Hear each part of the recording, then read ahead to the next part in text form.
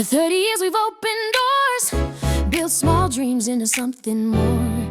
From bold ideas to thriving plans, lifting futures across this land. GMEN 30 years strong, fueling in businesses where dreams belong. Community rising, futures begin. Georgia Micro Enterprise Network. 30 years of impact, and we're just getting started. And I said, Tracina, you have Chris Hale's Dope Pieces puzzles in your store here in Brunswick? But I said, but we don't have any of your products here in Atlanta. That's a problem. We need to make sure that there are connections between our rural communities and our urban communities. Thank you. We need to make sure that whatever we're doing here can be replicated across the state.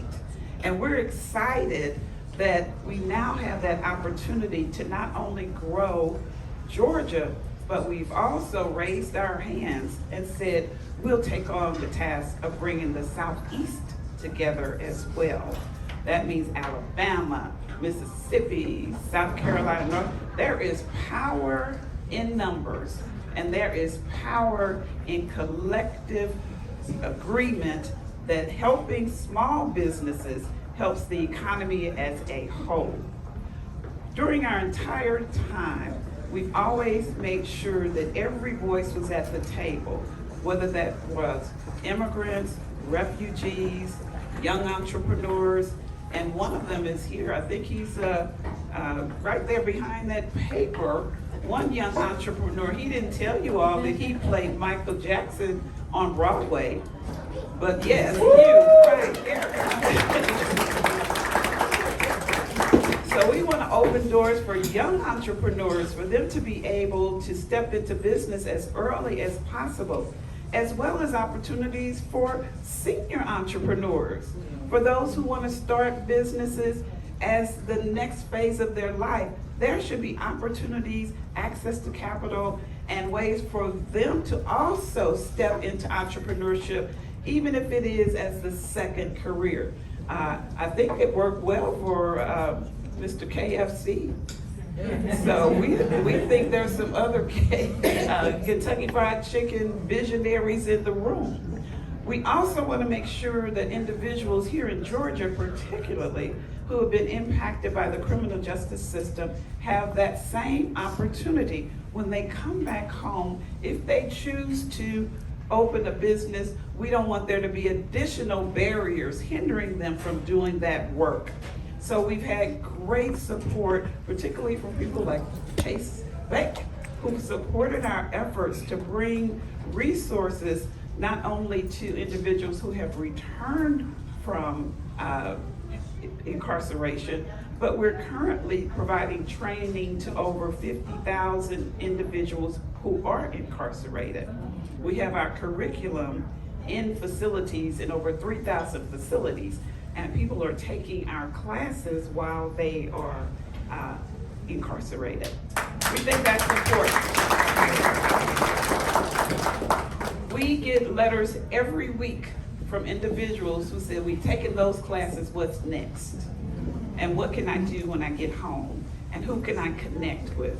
So it's important for us to know that there is a network and open doors for people to be able to come back. Because entrepreneurship is bipartisan. Entrepreneurship has no entry-level requirements.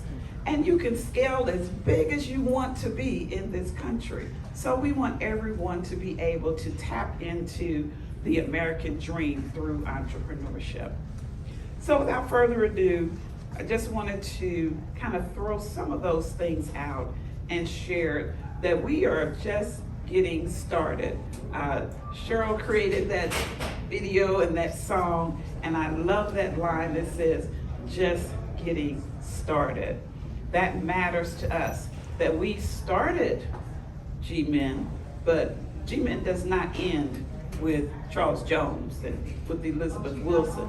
If anything, we want the Erics of the world to take it on. and those who are coming with creative minds around AI and technology and creating economic engines like the Beltline. There are young people who have these wonderful ideals. So we want to make sure that all those doors are open for them for the next 30 years. I think I acknowledge most of the people who have supported this work. Our first auditor, Mr. Sifo, was back there when we had little bit of money, but we still did our audits, which was important for nonprofit organizations to make sure your financial house is in order, no matter how young or how old you are. That is something that GMEN has always made sure we focused on. And we have our CFO in the back who will also share with you all before we wrap up today. We're excited that you're here. We thank all of you for coming. We appreciate not only your interest, but your evangelism when it comes to entrepreneurship.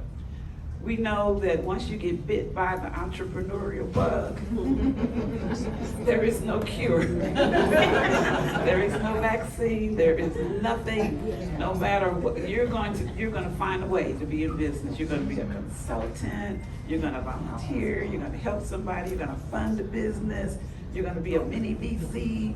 That's what it's all about, helping moving businesses forward. And we're just getting started. When I say G, you say men. G, men. G, men. When I say G, you say men. G, men. G, men. Thank you. And for those who've never seen, about 30 years ago, I didn't have braids.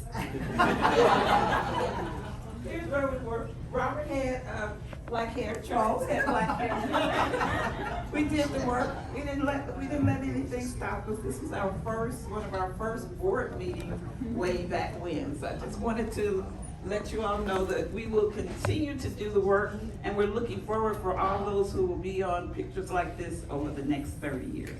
Thank you.